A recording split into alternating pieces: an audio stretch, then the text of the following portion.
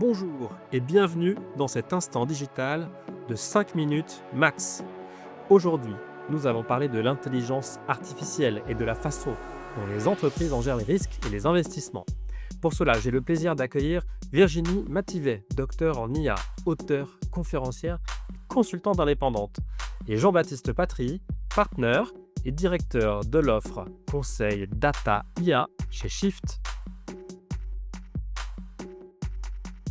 Tu as cité des cas d'usage, enfin des contextes dans lesquels l'intelligence artificielle pouvait apporter rapidement quelque chose, qui sont des contextes de tâches répétitives avec peu de valeur ajoutée et avec des règles plus ou moins simples de gestion.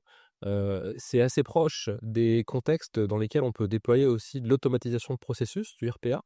Euh, Quelle différence tu ferais, entre RPA et IA pour traiter ou voilà, quel serait plutôt l'avantage de l'un vis-à-vis de l'autre, pour traiter ce genre de situation? Alors, s'il y a absolument pas besoin d'utiliser son cerveau en tant qu'humain pour le faire, parce que c'est vraiment je copie tel, change le code à tel endroit, je copie tel, change le code à tel endroit.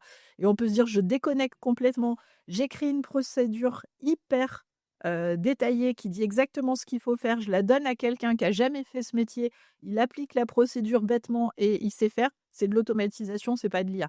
Par contre, à partir du moment où c'est alors si le courrier, c'est une facture, il faut l'envoyer là. Si c'est un devis, il faut l'envoyer là, mais qu'il y a rien qui précise et que c'est à l'humain d'analyser le fichier et de faire: ça a l'air d'être une facture, ça a l'air d'être un devis». Alors, en général, ça, c'est un cas facile parce que c'est écrit dessus facture ou devis, hein.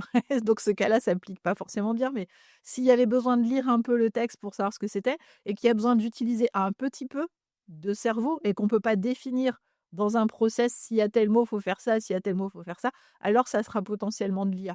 Donc c'est un petit peu ça, c'est est-ce qu'on peut faire une procédure très, très détaillée? Si oui, c'est de l'automatisation.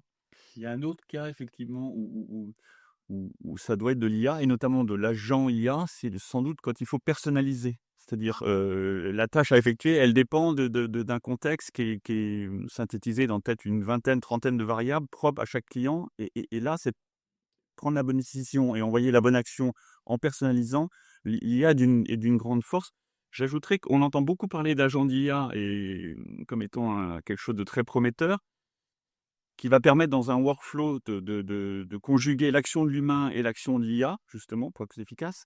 Mais il ne faut pas perdre de vue que tout ce qu'on va céder, là où on va rendre l'IA autonome, il va falloir qu'on ait à l'avance, dans un process, bien spécifié ce process et sans doute beaucoup plus qu'aujourd'hui. Donc il y aura aussi des tâches à faire par l'humain pour que l'IA puisse rendre véritablement toute la valeur ajoutée qu'on attend d'elle. Donc c'est pas non plus aussi simple que ça. Et puis il y aura, légalement une contrainte de vérification humaine dans certains cas par rapport à la réglementation européenne, qui dit que dans les cas qui sont considérés comme étant à haut risque dans le texte de loi, c'est-à-dire tous ceux qui concernent les humains, hein, en gros, il va falloir qu'il y ait un contrôle humain qui soit fait à un moment donné. Par exemple, si c'est de la détection de, cancer automatisé par IA, il va falloir qu'il y ait un médecin qui valide le diagnostic de l'IA pour dire si oui ou non, il y a effectivement un risque de cancer ou un début de cancer.